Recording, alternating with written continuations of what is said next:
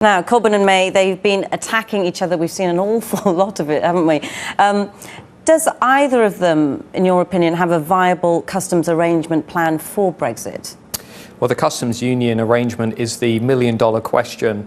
Those on the right of the Conservative Party argue that we should be outside of any customs union in order to sign all those free trade deals that they associate with Brexit. And those on the Corbyn wing of the Labour Party, most of the Labour Party, want Britain to be in some kind of a customs union. It is not clear, however, as to whether any of those customs arrangements will actually be accepted by the European Union, largely because of the border issue in Northern Ireland.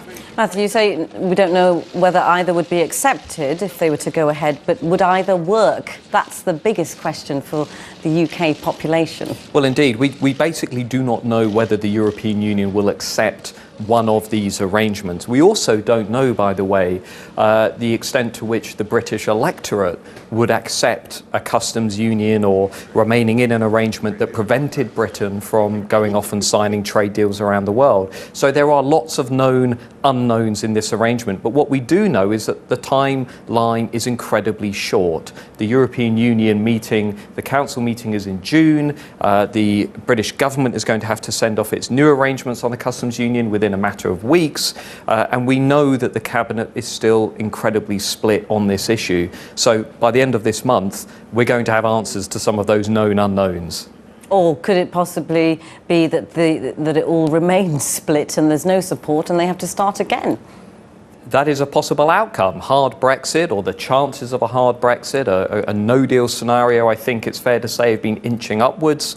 We've seen the British public now beginning to zoom in on this issue, beginning to think about it a little bit more. Labour, it should be said, are also split down the middle. You've just referred to that Lord's vote on the EEA membership. That's going to come back to the Commons soon. The Labour MPs are already going to mobilise, or trying to mobilise, a majority around joining the European Economic Area. That will go down like a lead balloon in pro-Leave Labour areas where voters thought they were getting reform of free movement. So there are tensions all over this Brexit cake, from top to bottom. At the end of the day, it's impossible to satisfy everybody in this scenario. You mentioned the European Economic Area, and both May and Corbyn are not. They're both against remaining in that. How would it affect the UK if we stayed in?